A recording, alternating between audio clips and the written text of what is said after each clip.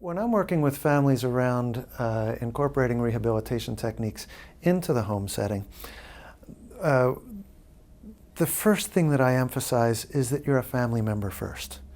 And you need to maintain and respect your role as a family member and maintain the love and the other things that are most important in that way.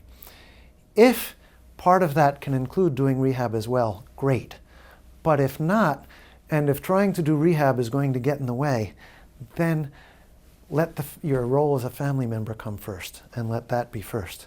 Okay, that being said, then if you are able to furthermore incorporate rehab in, what I look for more than anything is finding ways to make everyday activities, things that you want to do anyhow, things that will also facilitate movement towards goals that you have. How do you do that? Well, you do them at what we call the zone of recovery. The zone of recovery, just to understand historically, comes from a psychologist named Vygotsky from the Soviet Union from the 1930s. He called it the zone of proximal development, talked about it in children, but we've used it in rehabilitation. That's the activity that the person can do with a little bit of help. That it's a challenge, but they're able to accomplish it. That it's not so easy that they're bored by it. Now, life includes lots of things that are boring, and all of us have to do.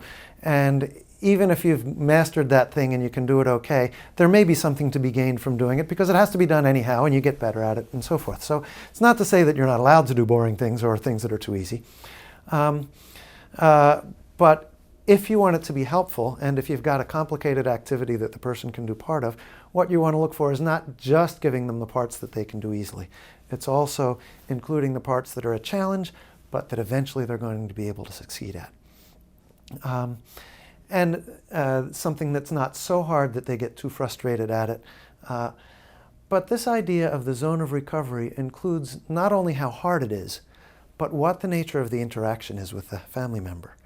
It implies that the family member is guiding, that the family member is perhaps cueing, coaching, indicating, answering questions. The family member isn't just sitting back and letting the person do it all by themselves and struggle with it or whatever. And the family member isn't showing them every little step, every little part of the way. Rather, so if you think of it physically, it's like you're not walking behind pushing.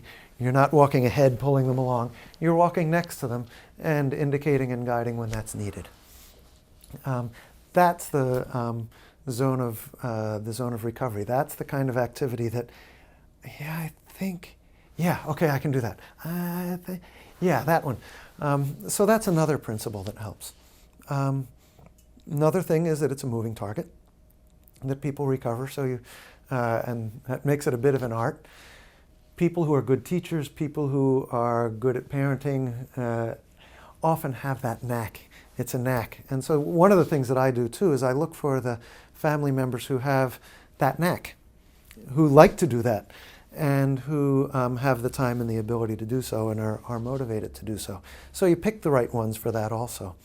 But it's a learnable knack. So that idea of looking for that zone often helps people to figure out what they should be doing. Another thing I like to do along those lines is we'll pick an activity that the person wants to be able to do, that they're not quite able to do yet. And I say, okay, well, what's getting in the way? Well, how could we deal with that? How could we get around it? So we'll do problem solving together. And often what I can do when we work through a half a dozen problems, the family, along with the person, may have then a notion of a way to go about things, and they can tackle new problems themselves. And let's do a little example. Suppose we've got somebody who's got a new brain injury. No, not a new brain injury. It's several months. They're home now, and let's say that it's somebody, a young man in his early 20s, which would be fairly typical, and has perhaps returned home to live with his parents. And one of the things that he'd really like to do is to go to the neighborhood soccer games 4 or 5 blocks away, like he used to do, and watch the games and see his friends and all that. Several problems that are getting in the way. He can walk, but he gets tired easily. And 4 or 5 blocks to walk, that's going to be a lot. And he just kind of gets tired generally at any kind of activity. And when he gets tired, or when he gets overstimulated and there's too much noise and light and activity, he gets irritable and he gets anxious. Okay, so we've got some problems. Conventional rehabilitation, oh well, we'll give him physical therapy to improve his stamina so that he can do that. And we'll give him cognitive rehabilitation with a speech pathologist or an occupational therapist to improve his attention so that he can handle more stimulation. And we'll give him psychotherapy to deal with his irritability and anxiety. Okay, that's great, but it's 4 or 5 months before he can get to go watch the soccer match that way. So instead what we'll do is we'll say, let's see what we've already got that can deal with this. We could look at desensitizing to the overstimulation. We could look at learning to handle all that going on by practicing at home by watching soccer on TV. Now, most of the time I don't think of the TV as a rehabilitation machine. But if we've got a particular goal like that and something we're going towards, it could be. So we could work on that some. We could say, okay, for now, we're going to drive to the soccer game or we're going to take the bus so that you have a little more energy. And we know you get tired before too long, so we won't stay for the whole game when we start out. And because the crowds are worst when everybody's arriving and that's difficult to handle, we'll come a little late and we'll leave early. And on top of that, we know we've got a routine worked out for when you get angry or when you get anxious. We call it a timeout. Or for this person, maybe it's take a break or relax. We use whatever language works best for them. So we'll have a plan B so that if you're there at the game and things get a little too rough, you'll have somewhere you can go and something you can do. And we'll figure out in advance where would be a good place for that. And you'll go with a family member who can help you monitor that, because maybe you're not too good yet at monitoring and noticing when you're starting to get irritable or anxious. And so that family member will be watching what you're doing. Okay, now we've got a whole plan in place to go to your first game. And then you go to your first game, some things work, some things don't. We'll talk about it afterwards. What worked, what didn't, what are we going to do next time? And then with the zone of recovery, next time, okay, we go for a little longer. Next time, I'm going to leave you alone for a little while you're there and see how you do. And then maybe a few weeks, month later, we're ready to walk there or to get a ride there and walk back.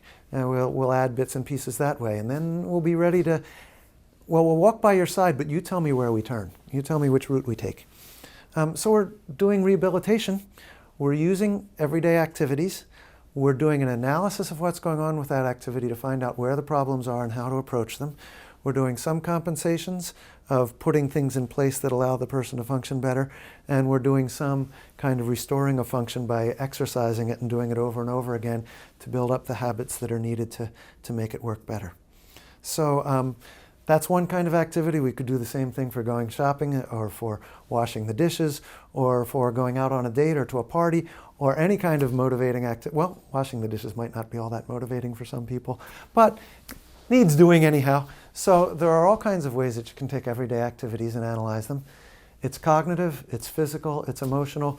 You're looking at the whole thing and you're working with all of it.